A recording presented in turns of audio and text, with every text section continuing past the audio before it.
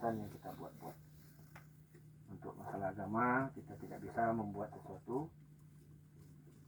Kita harus mengikuti apa yang dibawa oleh Rasulullah SAW. Wa ma atakumur rasul fakhudhuhu wa ma nahakum anhu fantahu. Apa yang datang dari Nabi, maka itulah yang kita ambil.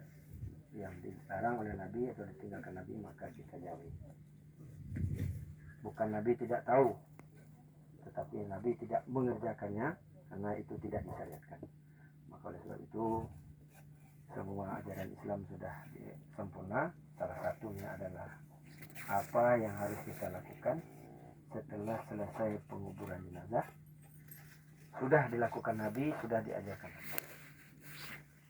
Tidak perlu kita membuat-buat sendiri.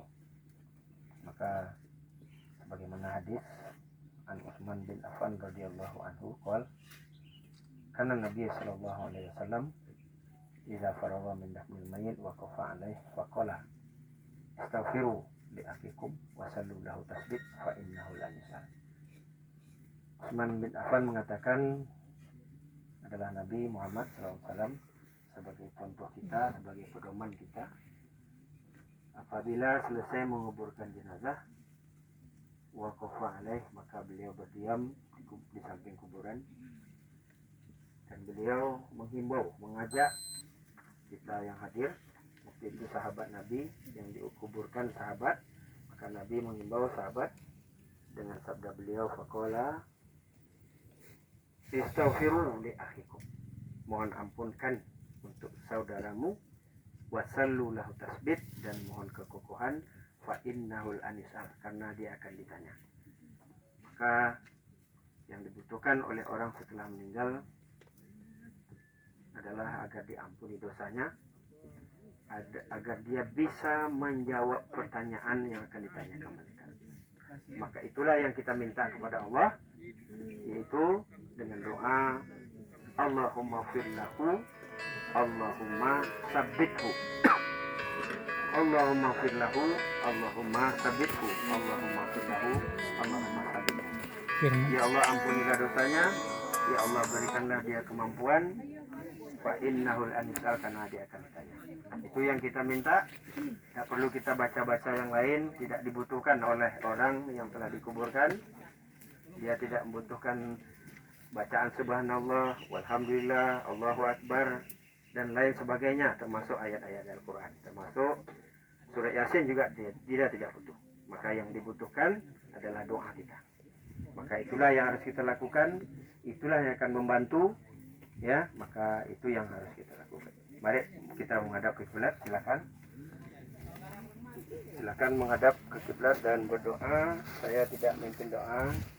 Nabi melakukan di kuburan tidak memimpin doa, maka itu yang kita ikuti agar doa kita dikabulkan oleh Allah Subhanahu wa taala. Silakan.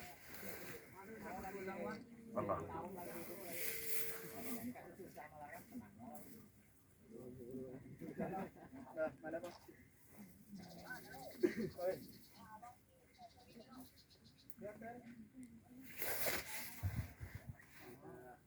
Alhamdulillah.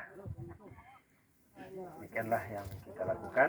Mudah-mudahan dengan ikhlasnya kita dan mengikuti sunnah, karena syarat ibadah diterima adalah ikhlas dan mutaba'ah, insya Allah doa kita akan dijabah oleh Allah Subhanahu wa taala. Maka Rasulullah katakan, fa inna jaminhu, apabila dia selamat dari fitnah kubur, fama ba'dahu aisyara minhu, dia akan dimudahkan dalam kuburnya sampai nanti kuburnya dilapangkan kuburannya, bahkan dari ajab kubur diberi sebagian taman surga dan diberi kemampuan dia menjawab, sehingga semua permintaan yang kita minta tadi dikabulkan oleh Allah Subhanahu wa taala. Itulah yang bisa kita lakukan, dan mudah-mudahan menjadi pelajaran buat kita. Kematian tidak menunggu, kita siap, tidak menunggu insaf, tidak menunggu tobat, maka siapkan diri menghadapi kematian itu kapan saja datang. Orang tua beliau 2 bulan yang lalu, sekarang anaknya. Kalau menurut kita harusnya anaknya duluan, tapi begitulah namanya kematian. Maka kita harus siap menerima dan siap dengan bekal dalam menghadapi kematian itu sendiri. Demikian pesan-pesan yang bisa kami sampaikan, dan mohon maaf kalau ada kurang kesilapan. Wabillahi taufiq wal hidayah. Assalamualaikum warahmatullahi wabarakatuh.